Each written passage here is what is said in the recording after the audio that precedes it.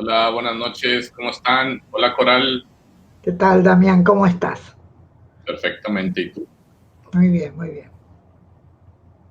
Bueno, otro jueves, otra noche, otra película más y seguimos explorando el universo latinoamericano que, bueno, creo que es inagotable, aunque en algún momento exploraremos otra cosa. Creo que por lo pronto lo latinoamericano nos da para bastante, ¿no?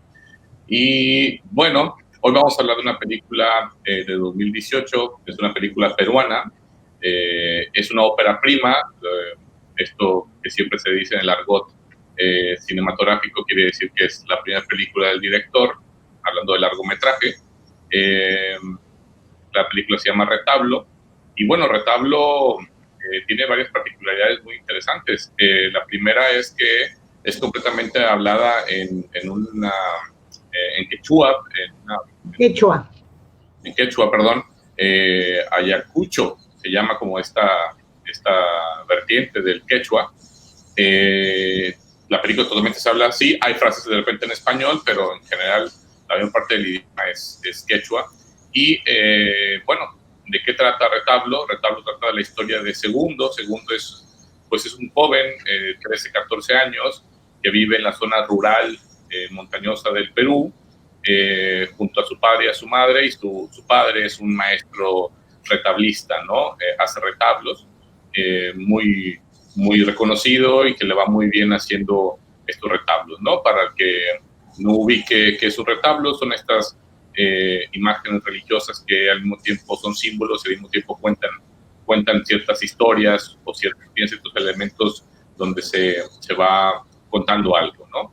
Y estos retablos el padre los hace tanto para iglesias como para familias, como para todo tipo de eventos como muy simbólicos y rituales, ¿no? Eh, la película tiene a Magali Solier, que es la madre de Segundo, que es una actriz ya bastante consolidada del Perú. La Teta Asustada es una de sus películas más insignes, de hecho ganó muchos premios esta película, y también sale Magallanes, otra película peruana con Damián Alcázar, con el mexicano Damián Alcázar, pero es una película peruana. Ella es la cara más conocida, los demás son actores obviamente también muy reconocidos en Perú, pero ella cinematográficamente es la que más conocemos en otras latitudes. Ganó también en Berlín el premio Teddy, que es el premio que se da a las películas con temática LGBTI. Y en La Habana también le fue muy bien, ganó. Eh, y bueno, ¿cuál fue tu primera impresión, Coral? Así, sin mucho análisis, nada más de entrada. Sí, la impresión fue fortísima. Sí, Fue fortísima. Lloré, lloré, se me caían las lágrimas todo el tiempo.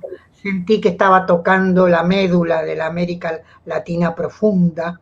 Eh, Fue muy fuerte, muy bello el encuentro con la película, con esa gente, con ese arte, no ese arte popular, esas caritas que hacen, es maravilloso. Y pensé mucho, ¿no? Pensé en nuestra condición de artistas y dije, qué barbaridad, aquí están los primeros artistas, ¿no? El pueblo es el artista generador de, de nuestras artes. Entonces volví esas instancias, ¿no? A esas instancias que me han acompañado siempre por mi trabajo de promotora cultural, porque conozco esos pueblitos, porque he dormido en esas chozas. Entonces me emocioné mucho y conozco a esa gente, aunque sea peruana, pero aquí en México es la misma índole, ¿no? Esa índole tierna, esa índole de sonrisa antes que de agresión, esa índole que yo siempre digo que es lo que le sorprendió a Colón cuando llegó a estas tierras y dijo, ríen como niños. Y esa es la impresión que tengo, ¿no? Maravillosa. Hacía mucho que una película no me conmovía de esa manera. Me conmovió al punto que tuve que rever mi condición también de artista, ¿cómo diría? y receptora de todos estos materiales que genera el pueblo con tanta sencillez, con tanta frescura, con tanto amor, y también con todas sus limitaciones como seres humanos, como artistas, y esa pena profunda, ¿no? Que no advirtamos suficientemente que en aquella que borda un huipil, o en aquel que hace la danza del venado, o en aquel que forja una cerámica, está el artista con el que siempre nos llenamos la boca, la clase media, la clase alta, que somos las generadoras de esas vertientes que vienen del pueblo. Pensé mucho en mi impresión cuando estuve en el Museo de Jalapa y vi las cerámicas precolombinas, precortesianas, con esas caritas sonrientes, con esas poses hechos en la cerámica, y mi estupor, mi sorpresa ante tanta belleza. Sí, me conmovió mucho, es la primera impresión que puedo dar, es la impresión de otra vez recordarme fuertemente como intelectual, como artista, como creadora, que yo soy solamente la receptora de una cauda, de un río, de los ríos profundos, como diría Arguedas, justamente peruano, de los ríos profundos del pueblo. Muy bien. Sí, a mí también, la verdad es que me impresionó mucho porque yo empiezo a ver esta película pues muy en el tono que empieza, ¿no? Como algo más bucólico, ¿no? Como algo más rural, más tranquilo. Y conforme va avanzando la película, como yo digo, ¿no? Me va poniendo una serie de situaciones, una tras otra, muy complicadas, que nunca las veo venir. A mí me encanta cuando una película me reta, ¿no? Y me va poniendo diferentes situaciones y diferentes momentos que no esperaba, porque después, bueno, ya de ver bastantes películas, más o menos vas siguiendo la trama y vas esperando lo que sigue y lo vas entendiendo como tal y no es que no te sorprendas de cosas, pero en esta completamente va surgiendo una situación tras otra que nunca ves venir, ¿no? Entonces, mi primera impresión es esa de cómo una película puede ir elaborando tan fino como para que te sorprenda en diferentes momentos y te sorprenda una película que pareciera muy tranquila en términos Sí, muy pintoresca, ¿no? Exacto, exacto.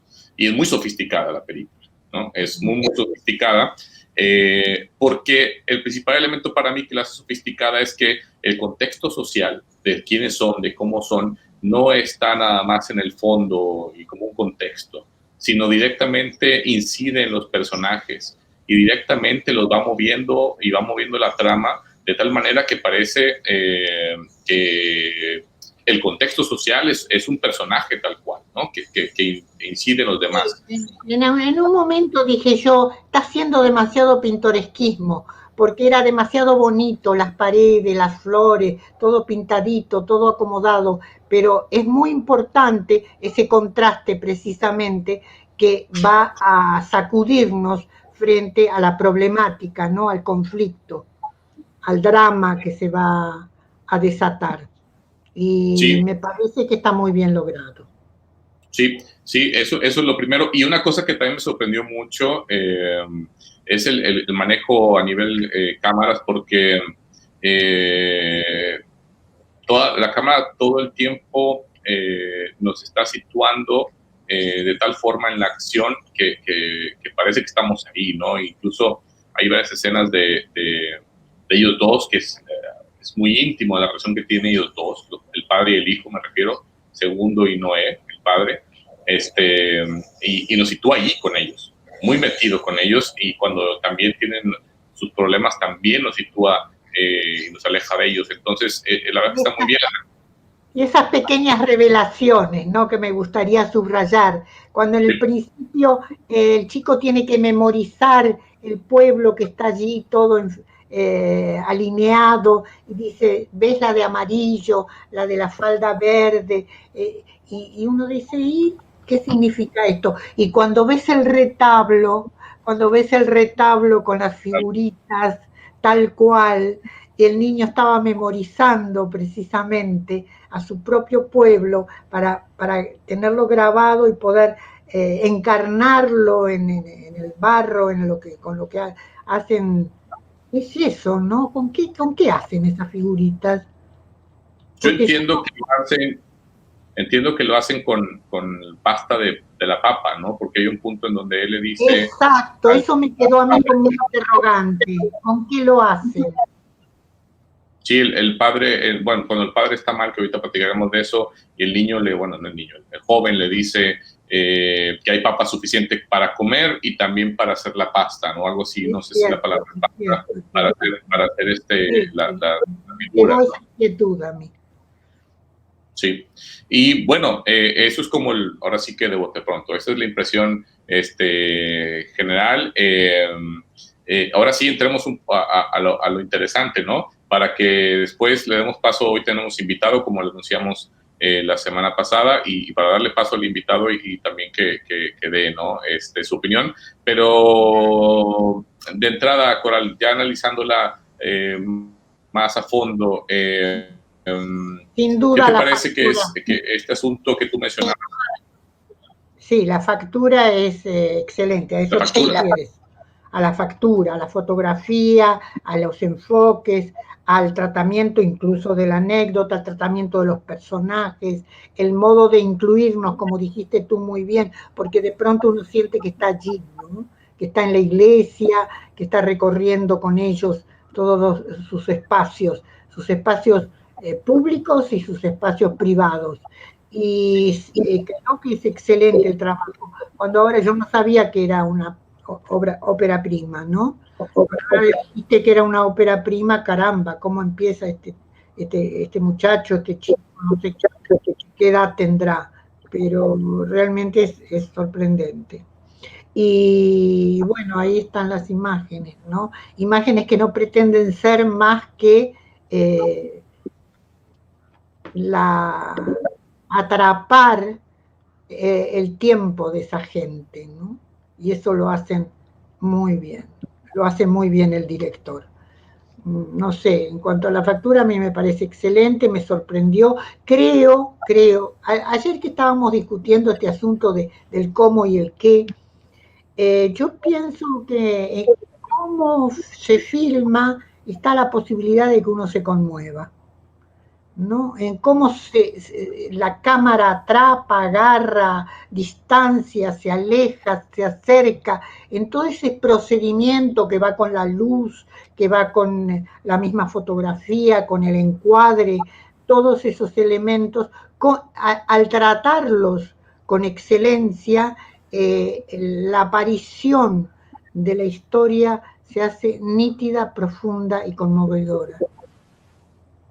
Sí, sí, obviamente al final cuando hablamos del lenguaje cinematográfico estamos hablando de eso, de manejar con exactitud y precisión y sutileza esto que acabas de decir tú, los movimientos de la cámara, lo de acercarnos, lo de alejarnos, y el momento exacto. Entonces, sí, cuando hablamos de este asunto del lenguaje cinematográfico que se ve muy sofisticado, pues realmente es esto, ¿no? Es como cómo se maneja eso. Ahora, a mí me gustaría entrar en un tema bien interesante que tú lo empezaste, ¿no? Que es el tema de la omisión, el tema del no decirlo, el tema de irlo descubriendo nosotros mismos y ir sabiendo qué es lo que Ahí está pasa, el ¿no? tratamiento, ahí está el tratamiento. La omisión es un elemento estético fundamental. Quien lo dice todo, pues arruina la obra. Quien permite que el espectador, el receptor, pueda entrarle al material, revisarlo, buscar, indagar, tenemos la posibilidad de un encuentro que es un convivio, ¿no? Sí, y a mí me gusta mucho esto de la película porque nos va adentrando primero en este mundo. A mí me gusta mucho cómo sitúa al chico con esta admiración por el padre, ¿no? Por el asunto de cómo trabaja, de cómo pues como artista se desarrolla y se ve enorme, ¿no? Para él, y eso nos lo transmite muy bien al principio de la película. Y solo nos deja ahí como un problema, ¿no? El problema es por qué llora el padre, ¿no? En esas que llega, el niño está dormido, bueno, el chavo está dormido y ¿por qué llora, no? Porque, bueno, pues porque a lo mejor está alcoholizado y eso lo hace llorar de alguna forma, ¿no? Sí. Pero deja la duda de que hay algo, ahí está el problema, ¿no? Y la trama sigue avanzando muy interesante, pero el siguiente punto también nos deja ver que hay un asunto, ¿no? Cuando están en esta casa donde hay una fiesta, porque llevan un retablo, y ahí también hay otro tema. Vemos al padre también muy alcoholizado, ¿no? Y pareciera que el problema es el alcohol, ¿no? En un punto original, ¿no? Y así va surgiendo la trama poco a poco, y eso a mí me parece con maestría, ¿no? No voy a develar nada, pero voy a hacer lo suficiente para que sigas ahí viendo y te intereses, ¿no? Y lo que dijimos antes, ¿no? El comienzo es glorioso, porque tienes la fiesta, tienes las caritas como las van haciendo, el retablo terminado, llevarlo a la iglesia, todo ese regocijo en medio de lo que significa el pueblo con sus manifestaciones, sus danzas, su risa, en fin, todo eso tan, tan inocente, ¿no? Tan inocente. Y resulta que nos va a meter una tocada de lujo el director, ¿no? Con Sí, la aparición del problema. sí, incluso ahorita que dices tan inocente, creo que apenas caigo en cuenta, ¿no? De que realmente lo que él hace es apegarse a la mirada de él, ¿no? Nuestro narrador es él, es el chico. Claro, claro, es la mirada de él.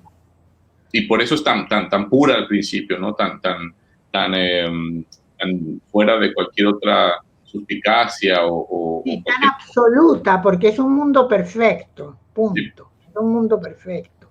Un mundo sí, que pareciera nada pudiera perturbarlo. Y he así es. aquí que otra fisura, la fisura en el carro, ¿no? Lo lleva a partirse en dos al chico. Sí, sí, que ahí precisamente tenemos, yo creo que es el incidente que detona toda la historia ya, ¿no? Que es el descubrir que el padre que va al frente con el conductor de la camioneta que se paró para darles un aventón, pues está masturbándolo, ¿no? Y entonces el chico tiene esta revelación tan fuerte, ¿no? Sobre el padre que tenía Y con una visión muy fina, porque el chico intenta acercarse a una mujer, ¿te acuerdas? sí, Intenta acercarse a la chica como para resolver esta cuestión que él no entiende, porque evidentemente en el primer momento no lo entiende. Y luego hay este interrogante, ¿cuál es la sexualidad del niño?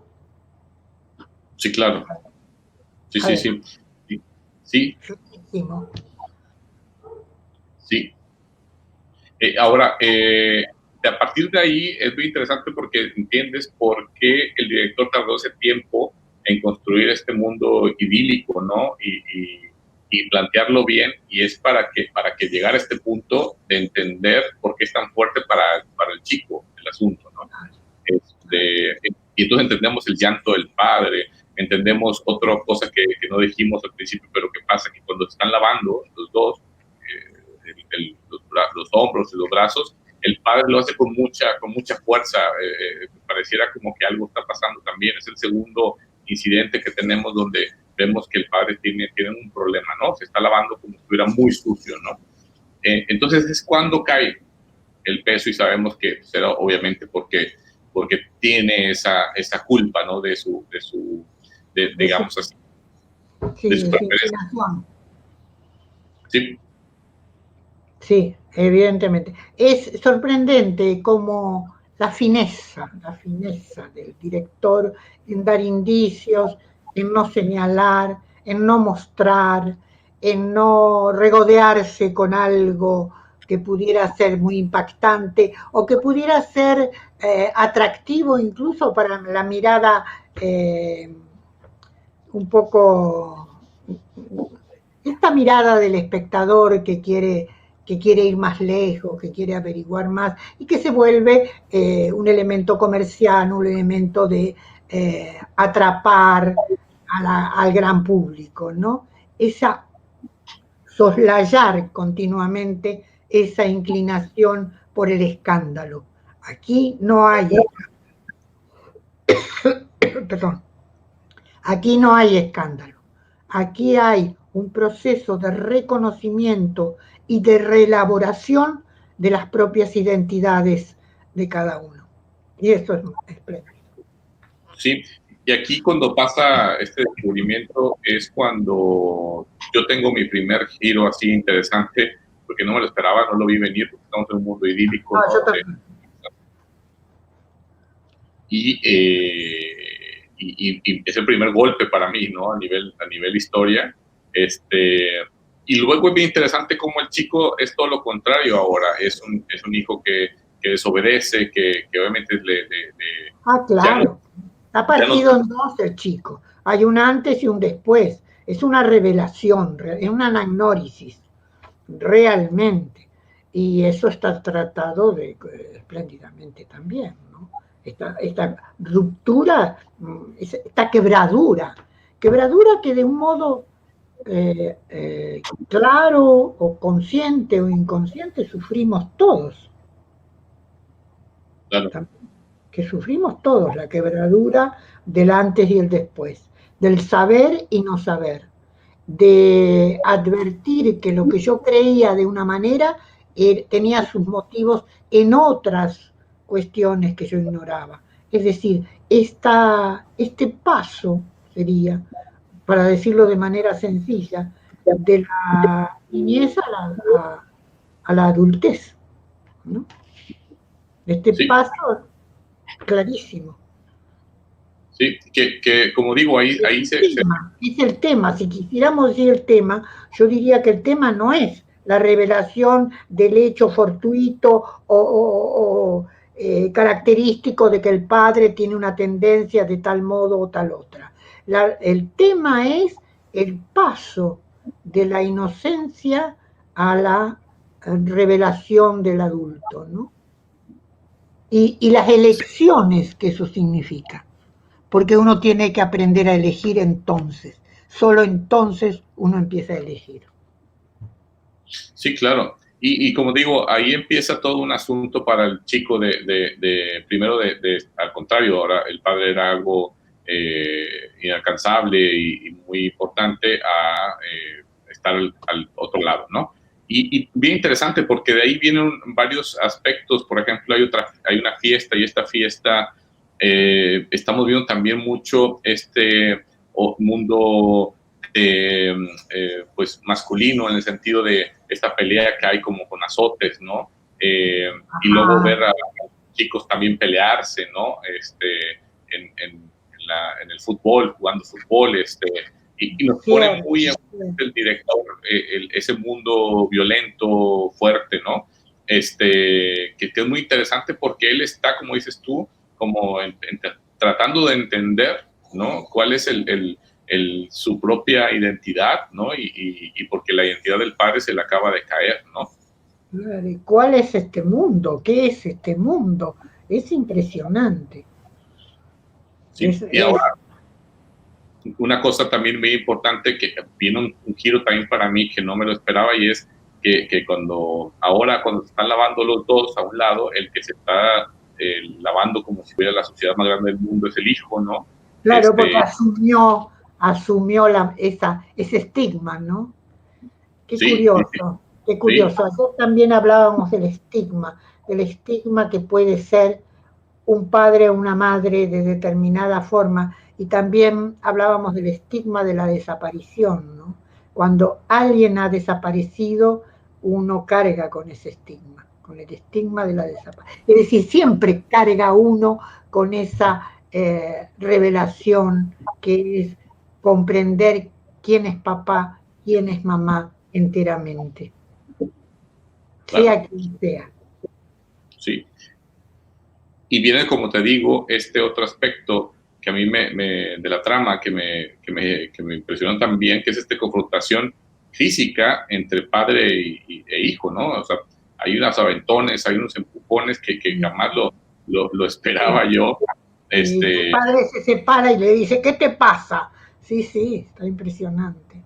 Eso es un vuelco bien interesante, que la trama también le da esta búsqueda de él, ¿no? Y alejarse. Porque es como un duelo, Damián. Y cuando se te muere alguien tienes una etapa de incredulidad y después una etapa de cólera, lo decíamos la vez pasada, creo.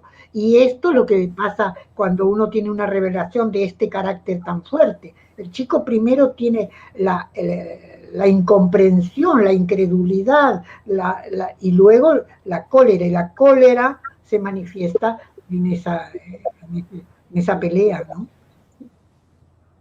Sí, sí, sí. Y bueno, para seguir avanzando, pero avancemos ahora con nuestro invitado esta noche. Él es José Luis Solís. José Luis es director de cine, pero también es el director artístico del Festival Ternium de Cine Latinoamericano. Ha visto muchas películas, obviamente, para poder llegar a una curaduría del festival ya durante muchos años. Y pues le damos la bienvenida a José Luis. Para que empecemos también a dialogar con él y ver todos estos puntos que obviamente pues él también tendrá su propia opinión, ¿no? Cosas que enriquecernos, por supuesto. Hola, ¿qué tal? ¿Qué tal? Buenas noches, Damián, Coralita, hermosa, qué gusto estar dialogando por este medio y de algo que nos apasiona tanto. Y gracias por la invitación. Mi primera vez aquí en Criteria con su público. Y pues sí, hablando, los estaba oyendo de una película muy cautivadora, ¿no? A mí lo que me gustaría aproximar son dos temas principalmente. Uno, que me gusta mucho ver las películas en el sentido de cuestionarme el devenir del cine. Ese es un comentario que va a ser mi primero. Y el otro que tiene que ver más con la forma de narrar y el fondo en la película. Quisiera empezar por el primer tema, que es algo que es una idea que me ha ido inquietando desde hace 3, 4 años, que tiene que ver con esta situación de en qué ha quedado la necesidad de hacer secciones en los grandes festivales. Y voy a mencionar esto por el Teddy Award de Berlín. Fue uno de los primeros festivales, o fue el primer festival mundialmente reconocido, que decide tener una sección que en aquel entonces era de cine gay. Y ahorita ya vamos en LGBTTI, yo prefiero llamarle cine de diversidad sexual. Sí. Entonces, de unos años a la fecha, mi postura tiene que ver con que yo creo que esa sección en específico de grandes festivales, como el Festival de Guadalajara, que tiene la sección Maguey, o los grandes festivales, deberían de desaparecer. Sí, no estoy diciendo que los festivales temáticos de diversidad sexual desaparezcan, ojo, porque yo creo que el tener una sección y el aceptar a alguien estar en esas secciones autoclasificarse. Yo creo que Retablo es un gran ejemplo de esto. Retablo no tenía por qué estar en la edición Teddy, número uno, porque además no creo que sea una película LGBTI. No, para mí, ahorita hablabas tú del tema, Coral, que tengo que ver en el advenimiento a la adultez. Para mí es una película de amor filial, no es acerca de las preferencias. Sí, y lo podemos ahorita abondar, es una situación, pero revisando los premios, las clasificaciones, decía yo, creo que es un extraordinario ejemplo de una película que no debería de estar en una sección de ese tipo. Sí, voy a poner un ejemplo, Javier Dolan. Javier Dolan no entra en esas secciones. Él hace su cine, que es claramente de identificación sexual, ¿sí? Y ahí está. A mí me pareció que Retablo, sin querer hacer menos una sección, pero ya te clasifica. O sea, es verlo bajo esa visión. Y creo que esta película, si bien como dice Damián, que utiliza la palabra bucólica, podríamos decir que es un cine más antropológico, naturalista, demostrando que 3 actores de formación, sino naturales, y se ven como si fueran actores naturales. ¿Sí? Su dominio tiene una media muy interesante que sirve a esa película. La otra cosa que les quiero plantear para que lo hablemos, tiene que ver ya más con la factura de la película.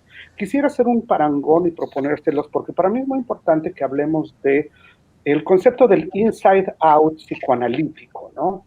Y cómo se maneja esto en la película. ¿A qué me refiero?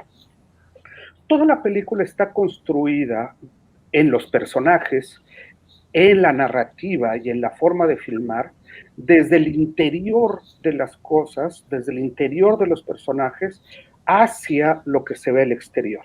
Como el retablo mismo. La película es un retablo.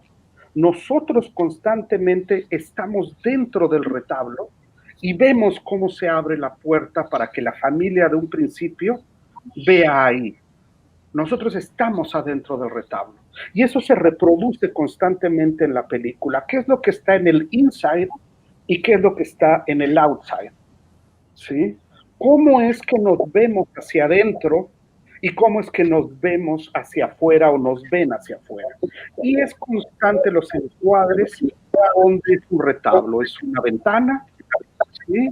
Y se va haciendo el encuadre hacia atrás y vemos al hijo. Y constantemente hay ese manejo de cámara. Además, el manejo de las puertas. La primera vez que entran al taller vemos esta cuestión sumamente ritual de cómo entran los dos y cómo cierran la puerta azul del taller y entramos al mundo mágico de ellos, donde cobran vida a esos personajes. Y la película termina de esa manera. Pero la película nos deja dentro del retablo nuevamente. Nos cierran las puertas y nos dejan ahí para reflexionar desde lo que parece que es un mundo mítico, fantástico, más desde la cosmovisión latinoamericana no hacemos esa división, ¿sí? Para nosotros la vivencia del ritual, de vernos proyectados, es una espiritualidad sumamente, sumamente fuerte. Y en la película lo manejan constantemente, ¿sí? Y creo que tiene una cúspide extraordinaria en la secuencia onírica, donde el hijo empieza él a vislumbrar retablos que no hay. Y que luego llegamos a esta escena dantesca o de Bosch, donde está la tortura a los miembros de varones, ¿sí? Y que con ello despierta. Eso me parece, a nivel de forma, a nivel de estética, algo sumamente bien logrado, pero a la vez creo que la película, y oyéndolos ustedes, lo puedo reforzar esta idea, se construye desde el inside de los personajes. Y nosotros, y cómo no hay esta proyección hacia el outside. Podemos ver cuando regresa el padre borracho que murmura nada más y no se le entiende qué dice, ¿sí? Podemos ver que hay un sentido culpígeno ahí, mas no nos queda muy claro qué viene siendo. Y también lo vemos en la transformación, que creo que es un arco de personaje extraordinario, el del hijo. La película está centrada en él, por eso yo no creo que sea una película LGB. Se me hace completamente erróneo situarla ahí, por completo, ¿sí? Y vemos también esta parte, no es intermedia, sino a 3/4 de la película interesantísima. Aquello que era el insight del papá, sigo en el término psicoanalítico, ¿sí? Ahora es de él. y no lo puede exteriorizar como tampoco lo puede exteriorizar el padre. Pero una vez que se descubre lo del padre a nivel comunidad, ahí es donde llega la parte más emotiva y excelentemente bien lograda de la película. ¿Por qué? Porque ahí es donde para mí se devela el tema. El amor filial. En el momento que está en el outside y que él lo puede ver, es más fuerte el amor al padre que la convicción moral y lo que opinen los demás. Claro, claro. En ese momento se realiza el personaje. Y tenemos además la extraordinaria secuencia, se me hace una secuencia increíblemente lograda, de una actuación fuera de serie, cuando el hijo está en la parte superior viendo a la madre y a la abuela, y empezamos por este símbolo muy bien hecho de la madre subiendo, y que llega con el hijo y suelta toda su desesperación y se va. Y el hijo sereno, porque ya no está en su conflicto en el inside, psicoanalítico, vuelvo, ¿sí? Sabe a qué vino este mundo, a no dejarlo solo. Ese momento es realmente cautivador y ahí él desciende, ya no va hacia arriba, ya no está luchando. Él desciende y desde ahí se encuentra y este chico débil empieza a ganar su fortaleza a través del amor filial, ¿sí? Y creo que la película logra muy, muy bien cómo nos va develando esta situación de lo que los personajes experimentan interiormente, manejado con una sutileza, como ustedes decían, extraordinaria, con un contraste, y que nos lleva a una secuencia extraordinariamente filmada en plano secuencia, que es la secuencia donde descubre él que el padre ha muerto en esa noria, en esa oscuridad, ¿sí? Donde él lo rescata de ahí el cuerpo y le da, y llegamos al ritual bellísimo de que le hace su propio retablo.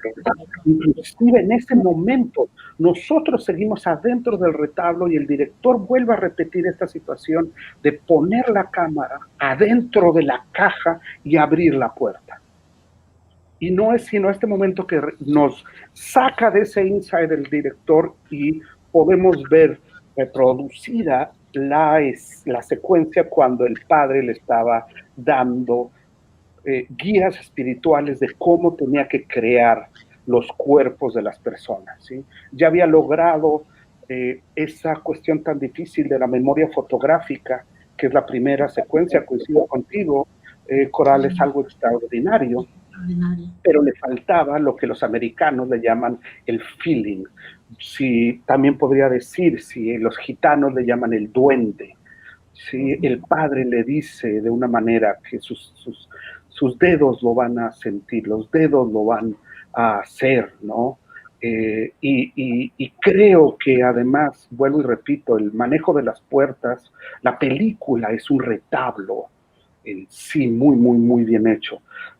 Esos son dos puntos que me gustaría ir comentando con ustedes, y por eso el cine antropológico muchas veces, si le podemos llamar así, tiene un choque con las composiciones muy bien hechas, ¿sí?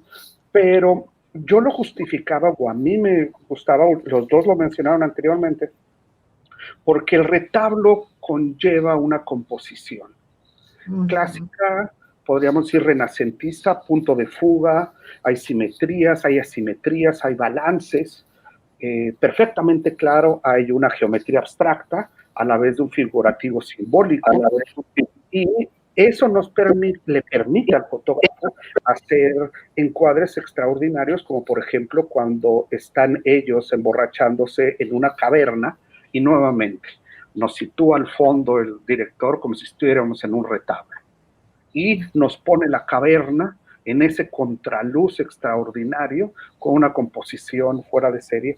¿Por qué? Entonces, para mí, sí conlleva esta composición preciosista, clásica, occidental, inclusive podríamos llamarle, ¿sí?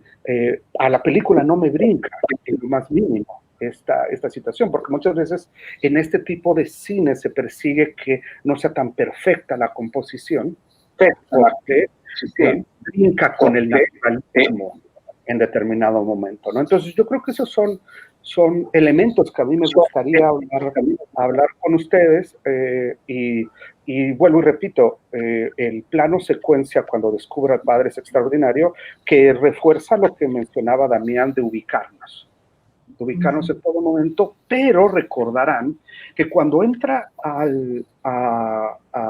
la casa huele algo químico que es una repulsa, la cámara ya no se mueve. Sale él y aparece. ¿Y cómo vemos todo lo que descubre él? Nuevamente, a través de una ventana con dos puertas como si fuera un retablo, en la oscuridad. Y desde ahí vemos que aproxima a la noria, y desde ahí vemos que desciende a la noria, y ya luego el director nos hace la contratoma con el cuerpo en el piso. Creo que hay un código narrativo, ahí estamos viendo otra vez lo que les estoy diciendo, la composición, un retablo, dos puertas, y nosotros estamos detrás de las puertas viendo esa realidad. ¿Sí? Nuevamente ese manejo yo le doy tal vez una interpretación sumamente intelectualoide del Inside Out, pero pienso que eso es algo que me gustaría plantearles, así como la cuestión completamente fenomenológica de dónde situamos a la película, ¿no? Que para mí refuerza más mi teoría en el sentido de este tipo de situación. Inclusive se me haría extraña verla en un festival de género, pero creo que deberíamos escoger uno de estos días una película muy de género y verla a la luz de cuáles son las intenciones del director. Y si bien el director tiene una intención de exponer esta homofobia, para mí la película está ubicada en otra parte. La intención del director esta parte, o por lo menos es mi gran lectura. Por supuesto, por supuesto. Y mi gran, que la lectura mía sea grandiosa, no. La gran lectura que le hago. Claro, en esta película nadie está aceptando, ni negando, ni soslayando, ni poniendo de relieve, ni defendiendo nada. Ni defendiendo nada en absoluto. Esta no es una película para... Yo no sabía esto que tú estás contando, del LGTB y todas esas pavadas. Es lo mismo, perdón, para mí son pavadas. Es lo mismo que decir, esta película es feminista y esta no es feminista. Me tienen harta con esas cuestiones, porque son cuestiones que precisamente, en lugar de incluir, soslayan. Es como decir, mientras hablaba Chepo pensaba, claro, el baño para hombres, el baño para mujeres, en Estados Unidos el baño para negros. Siempre lo mismo, siempre la separación. La separación, ¿por qué? ¿Por qué? ¿Por qué no incluir? ¿Qué es eso de poner la película porque tiene un problema el hombre, que es su homosexualidad? ¿Por qué ponerla? ¿Qué defensa hace? ¿Qué discurso hace? No hay tal discurso, no hay tal defensa. Es la vida como es, con sus contrastes, con sus contradicciones, y eso es lo que defiende el artista, y eso es lo que tiene que hacer el artista, más allá incluso de sus propias inclinaciones, fobias o como se llamara. Me indigna mucho esto que me contás, que la pasaron en una sección de esa naturaleza. Es terrible. Cuando yo estaba hablando al principio, que para mí era como revelárseme la América Latina profunda. ¡Caramba! ¡Qué barbaridad! Así que la América Latina profunda se reduce a qué hacemos sexualmente en la cama. Es horroroso. Yo estoy indignada. Bueno, ese es el primer punto. También sirvió para poder hablar como nos gusta. A ver, hay una cosa ahí bien importante, ¿no? Lo estoy checando, pero creo que la película ganó la sección del Teddy, pero compitió también en la sección general. Ahorita lo checo, ¿no? Ahora, a mí me llama... impresionante que haya competido en la sección general y hayan dicho, no, este es para el Teddy. Claro. O sea, Sí. No, yo estoy de acuerdo contigo, ¿no? Claro, es soslayar una vez más. Es decir, estamos queriendo ser inclusivos y nos estamos volviendo cada vez más excluyentes. Esa es la verdad. con estas políticas. Sí, ahora a mí lo que me llama la atención de lo que dice José Luis tiene que ver con el asunto de la mirada occidental y cómo se filma en Occidente con las temáticas y la forma de contar historias de esta América que habla Coral. Porque efectivamente creo que el director encontró un punto de unión para narrar algo tan interesante y tan fuerte de una forma visual que sea aceptada occidentalmente de una manera tan fuerte, ¿no? O sea, me refiero a que efectivamente los puntos de fuga, los puntos de encuadre, todo esto está hecho a lo occidental, o sea, cualquier europeo lo vería y diría, esto está muy bien hecho, ¿no? A diferencia de lo que hemos platicado también muchas veces en festivales como nos ha tocado con José Luis, donde pues si le das una cámara a alguien que no es occidental o no tiene esa visión, pues filmará algo que a lo mejor al occidental le será como muy raro, ¿no? Que está como lo está filmando. Entonces, sí. Me gustó eso. Puede ser muy raro, pero el hecho es, ¿se trata de una obra de arte o no? ¿Se trata de un hecho creativo, fuerte, profundo o no? Sea de Oriente o de Occidente. Hemos visto películas japonesas, coreanas, de diferente índole, de diferentes, digamos, razas, si se puede decir de esa manera, y yo no veo la película para determinar esto. Es cierto que Occidente predomina, es cierto que los elementos estéticos que se definen como tales son la cauda nuestra, nuestro acervo, nuestro mundo, modo de ver las cosas, pero también hay otros elementos que coinciden perfectamente con nuestra mirada estética que vienen de otras fuentes y de otras instancias y que nos han, felizmente, nos han contaminado, se han aprovechado. Pensemos en Picasso, por ejemplo. ¿Qué pasa con el cubismo, no? Este choque que el mismo Picasso cuenta que siente frente al arte africano. Entonces yo creo que yo estoy harta de decir esto es Occidente y esto no es Occidente. Creo que el retablo, y visto ahora desde la perspectiva que Chepo me da, esta cosa que dice del ensayo y todo esto, ¿no? Es cierto, muy intelectual, pero también muy oportuno, ¿no? Estás viendo siempre desde adentro, te das cuenta.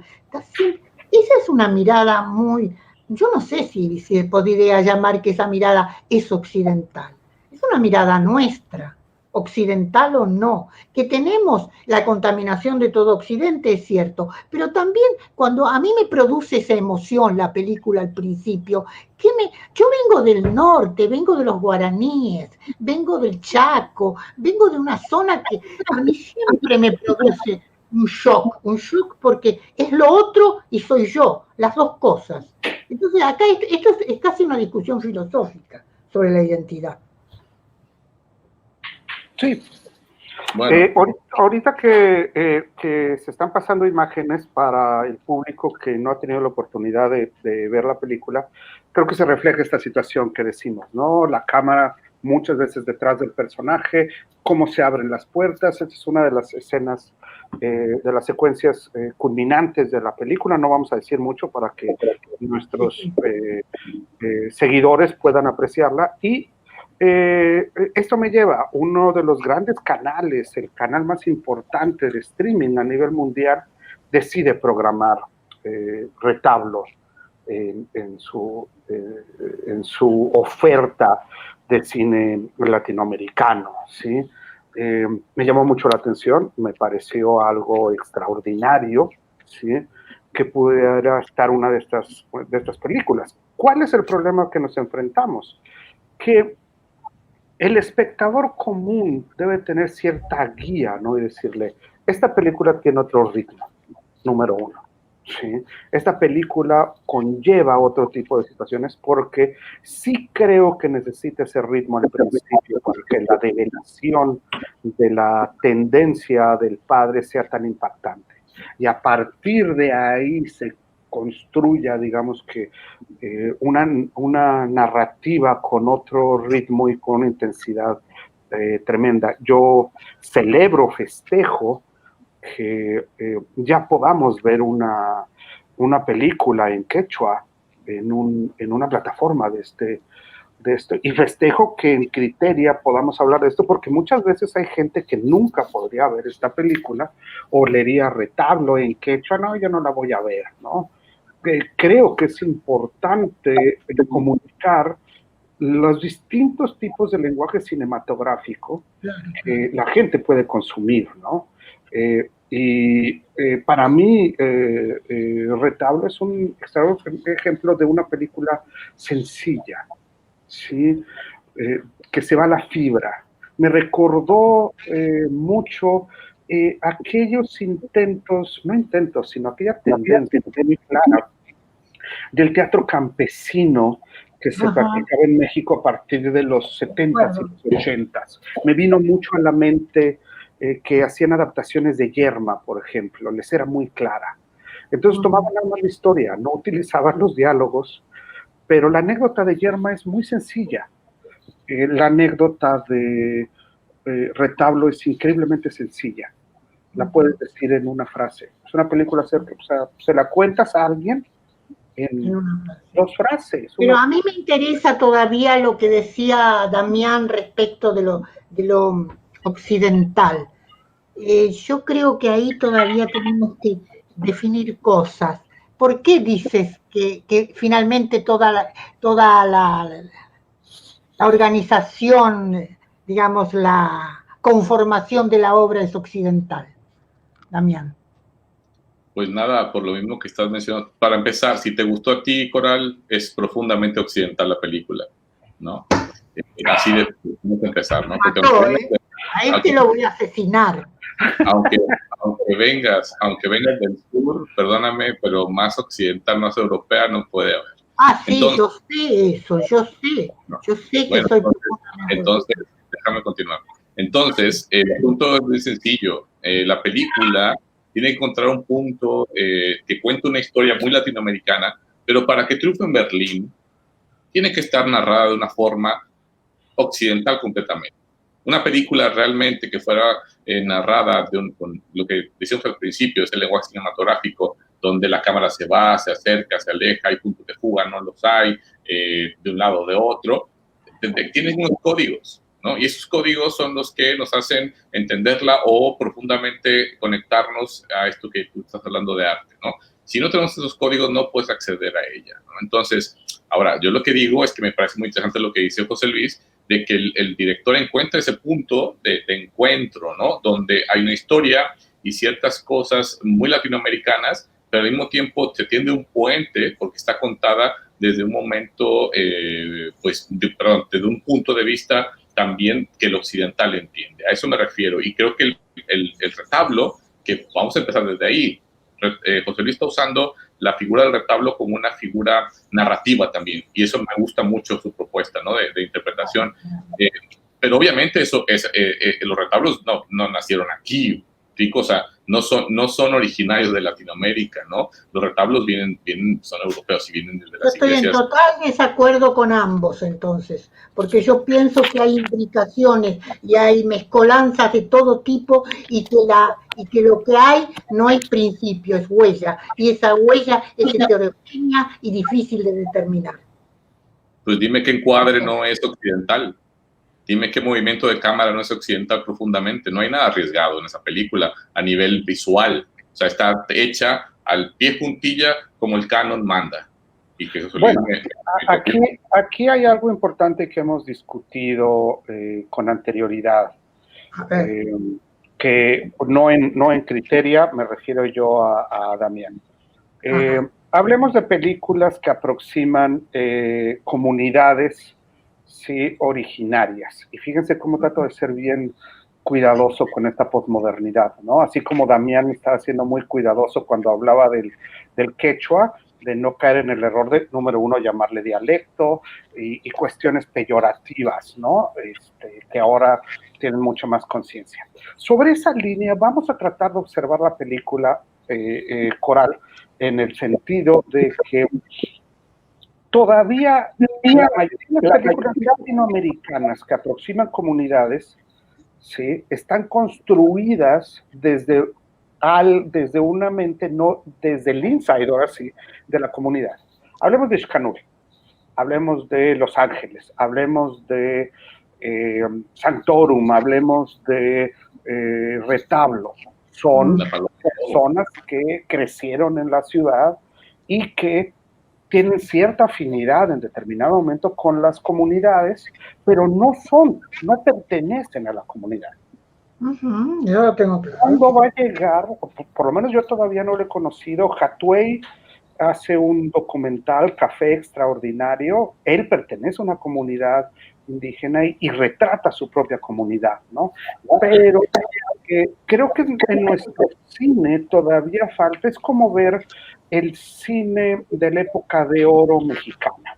Uno ve ahorita María Candelaria y dice, qué ridícula es. O sea, vean esta mujer, Dolores del Río, bellísima, a este indígena que levanta la ceja, Pedro Armendáriz, de ojos claros, y dices tú, ¿por qué ponían a actores completamente occidentalizados o blancos interpretando indígenas y hablando castellano y con un libreto de Mauricio Magdaleno, ¿no? Ya 70 años después lo ves y dices tú, bueno, es que así lo veían. Yo me atrevo a pensar qué pasará con Retablo, con todas estas películas dentro de 40, 50 años y decir, mira, estas eran las primeras visiones, ¿sí?, de gente de fuera de la comunidad retratando lo que pasa en la comunidad. Es tal vez algo muy, muy, muy aventurado, sí, lo que estoy diciendo, pero sí de repente digo, ¿cuándo voy a ser? ¿Por qué menciono esto? Creo que hasta ese momento vamos a ver cómo alguien de la comunidad toma una cámara y dónde decide emplazarla. ¿Cómo decide contar? Si no aristotélicamente, porque no le va a hacer ningún sentido, tal vez lo aristotélico, porque todos sabemos de que las cosmovisiones son completamente distintas, el sentido del ritmo. ¿Qué va a pasar con ese cine? Inclusive para el canon occidental de los festivales, tal vez puede ser inentendible y decir, pues no responde a ninguno de nuestros dogmas estéticos. Es correcto. Porque pues van a decir, no, esto no responde a nuestros cánones, ¿sí?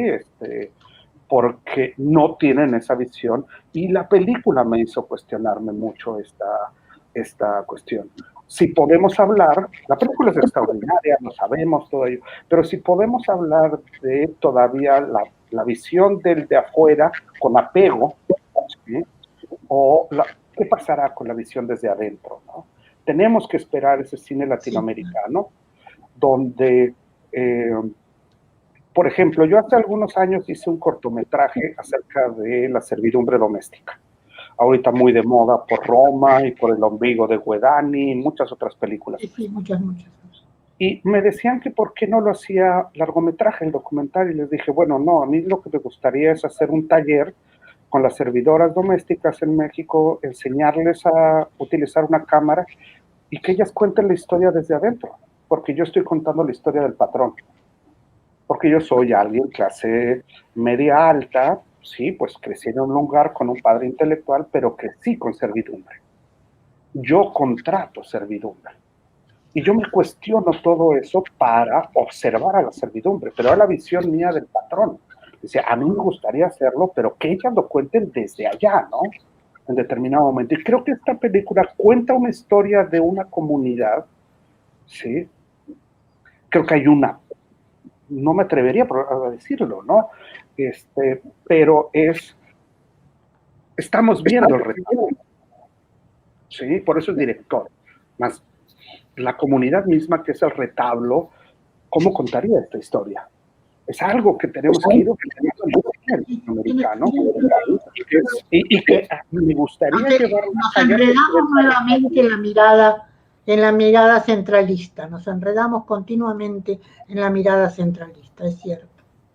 Porque la realidad es que sigue siendo desde el exterior cómo se llega, inclusive para poder patrocinar una película de esta manera, gana un fondo noruego y gana Sundance y todo para poder hacerse la película, cuesta $105,000,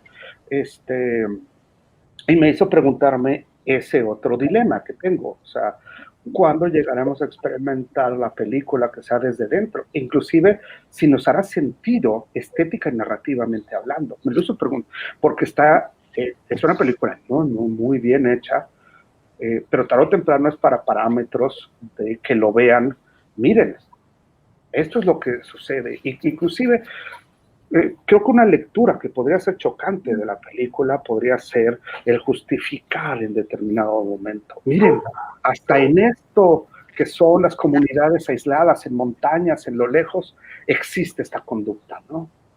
Por eso me alejo de la visión LGTBI por completo, ¿no? Para mí es un perfecto ejemplo del amor filial. Con eso me quiero quedar. Lo que es más, si la leo LGTBI la haría pedazos, porque diría es condescendiente y es completamente caprichosa y manipuladora si la leo LGTBI, porque es decir, miren, esta comunidad aislada y que hablan distinto y todo, son iguales que nosotros. O sea, está enraizado. Y en eso estaría completamente en contra, por completo.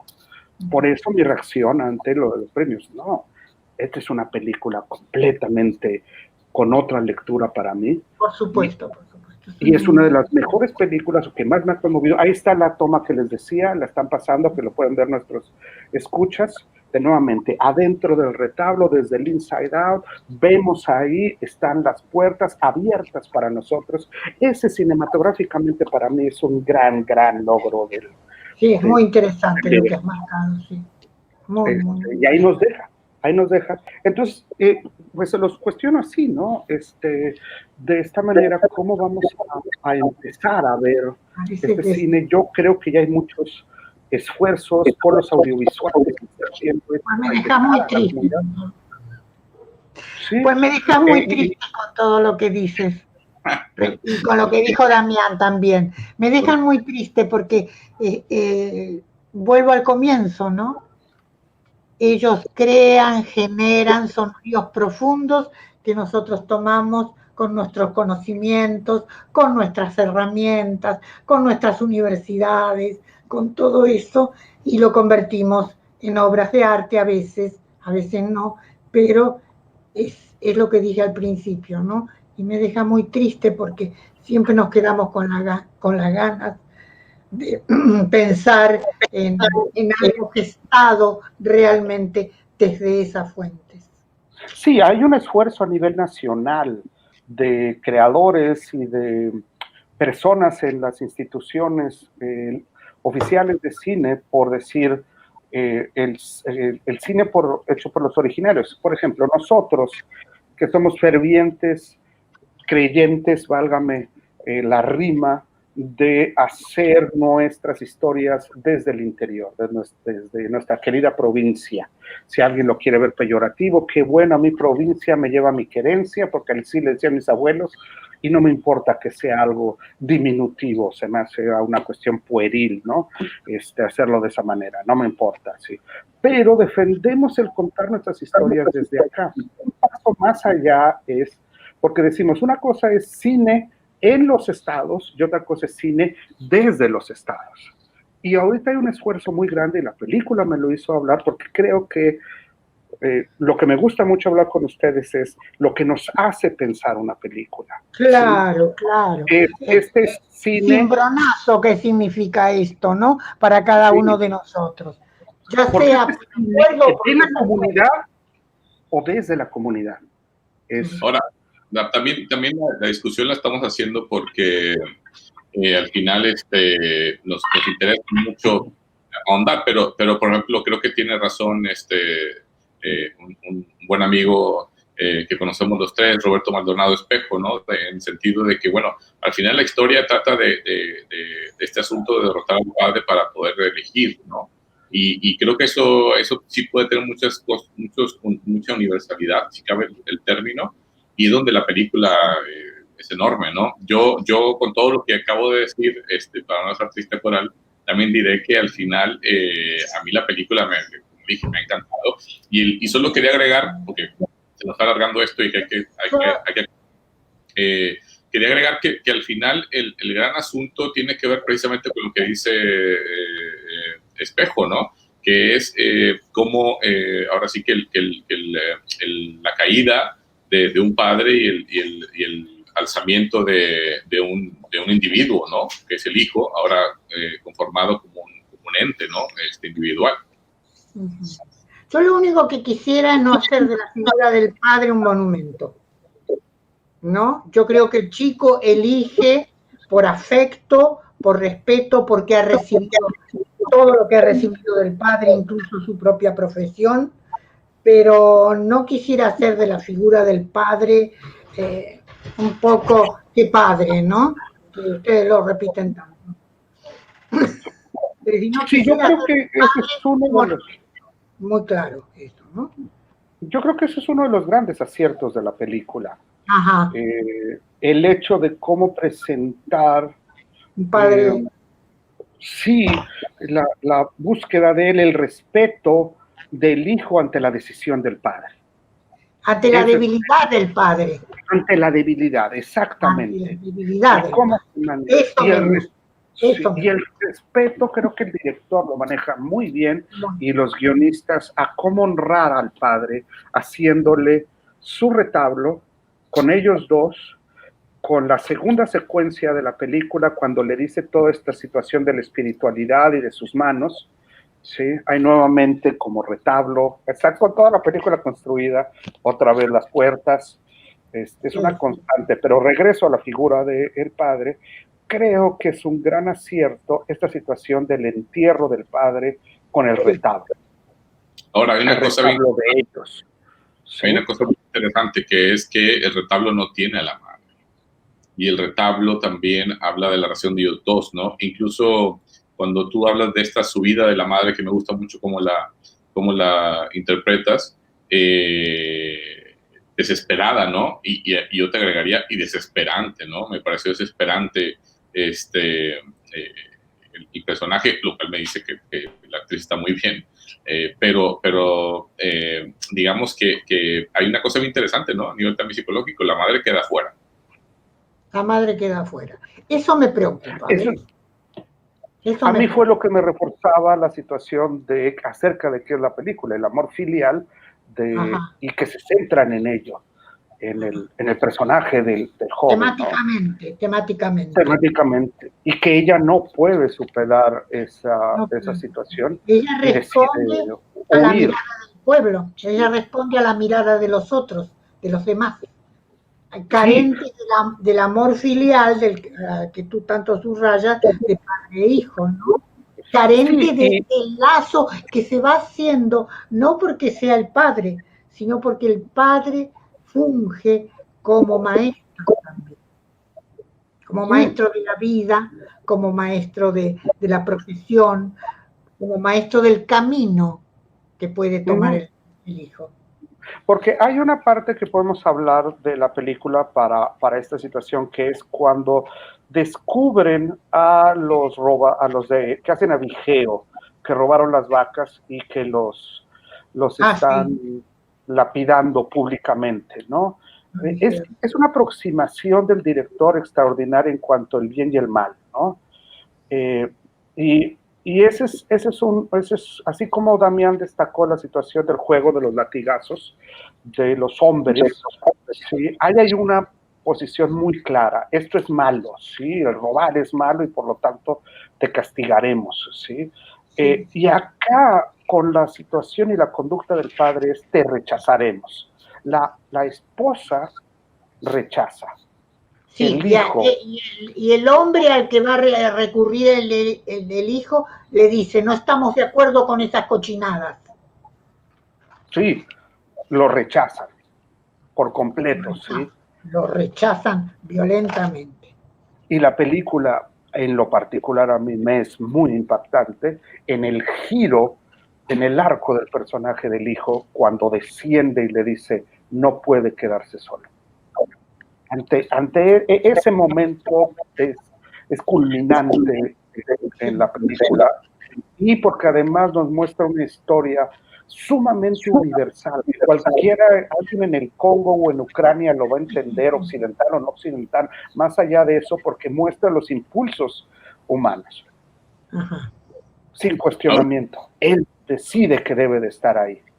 Y eso es una decisión que se hace cargo él, ¿no? Ya como persona, ¿no? Porque obviamente se va a quedar sin la madre, se va a quedar a cargo él y tienen que cuidarlo. Y es una decisión ya personal. Por eso hablaba de la caída de un padre y del el surgimiento de un individuo, ¿no? A tratar de ayudarlo. Ese elemento que dice José Luis, que a mí también me encanta, es el otro punto que me dio una gran bofetada, ¿no? En el buen sentido de no me la esperaba, que es que el hijo en ese momento, como dices tú, está alejado, ¿no? Se quiere ir, y más se va a ir a los campos de algodón, ¿no? Ya no va a seguir la tradición de ser retablista, ¿no? Porque obviamente detesta al padre por lo que ha visto. Y es cuando cae ese problema, me refiero a que lo golpean al padre, lo castigan, lo rechazan, es cuando viene un giro bien interesante. Por eso hablaba de que el contexto social no está solo de ahí de adorno, sino realmente juega muy, muy potentemente, hizo un acierto del guión en los personajes, ¿no? Y hace que el chico, en lugar de irse como tenía planeado, incluso la madre le insiste, ¿no? Cuando está, vámonos y te vas a ir a trabajar, ya, olvidemos esto y todo esto, él ya lo traía, ese era el plan. Y dice no, porque obviamente la situación cambió y el padre está vulnerable y el padre necesita que alguien lo ayude, ¿no? Entonces, hay algo que también es interesante que podríamos destacar aquí, que lo provoca mucho Artaud en el siglo pasado, al cuestionar el teatro y decir que se perdió el ritual del teatro y que ya es víctima de la narrativa. ¿Sí? El cine nace con la obsesión modernista de la narrativa y de inventar nuevas formas de narrar, ¿no? Y voy a poner otro referente que me encanta, que dicen que el cine perdió mucho cuando se convirtió sonoro, ¿sí? Algo que me encantó de esta película es que retoma la gran narrativa de la imagen y del ambiente sonoro. Podemos ver Retablo con el volumen en cero y la película se entiende toda perfectamente. Es cierto. Puedes no saber quechua y la película se va a entender de principio a fin. Eso es algo increíblemente difícil de hacer y trasciende desde mi punto de vista la forma de narrar, en este caso de volver a los orígenes del cine. Cómo está narrada. Recuerden, trátenla de ver para atrás. Dejar la contaminación del teatro, ¿no? O de la narrativa y la necesidad de hacer cosas distintas, ¿no? Y yo pienso en otras películas muy premiadas y dices tú, ya hay mucha contaminación. Veo esto y digo, wow, esto es el origen del cine. Nuevamente, la película podría, como digo, quitarle todos los subtítulos en castellano y le entendería absolutamente todo, se los aseguro, y a cualquier persona se la puedes pasar, y de ahí trasciende.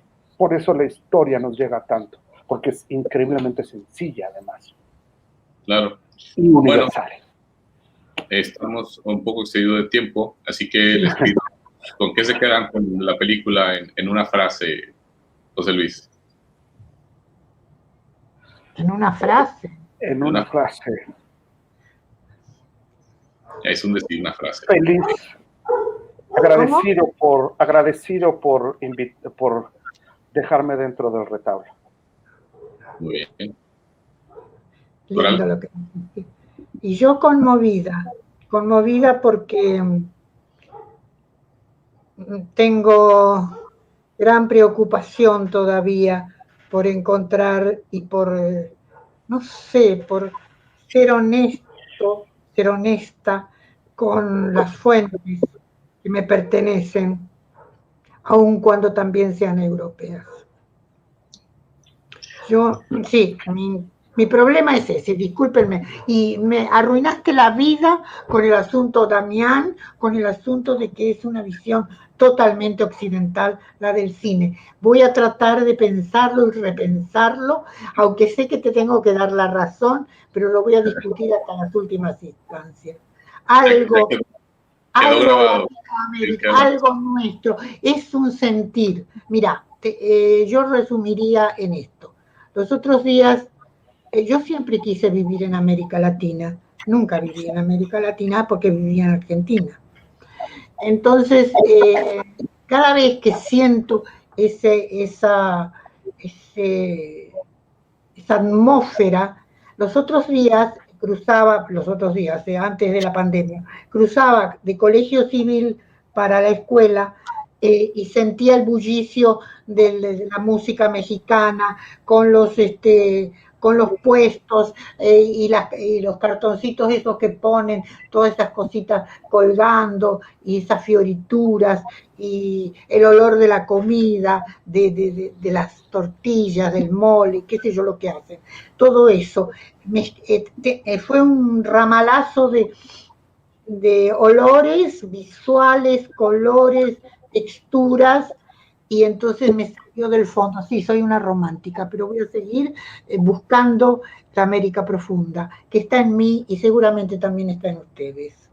Y de alguna manera eso se manifiesta, no sé cómo. Ahí en el Colegio Civil se manifestaba América Latina a fondo, y yo sentí que eso que yo siempre quise, ahí lo estaba logrando, ¿no? Estar en el corazón de América Latina. Eso me pasó con esta película.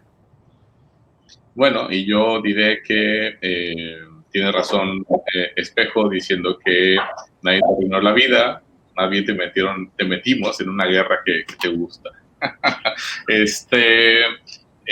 Y bueno, hablando de la película, que es lo importante, no tus diatribas de América Latina, yo me quedo con que gracias a este director por darnos un tema tan latinoamericano con una narrativa tan occidental. Gracias a él lo entendemos, lo apreciamos y lloramos, ¿no? Entonces, ¿qué importa cómo lo hizo, ¿no? Pero eso siempre.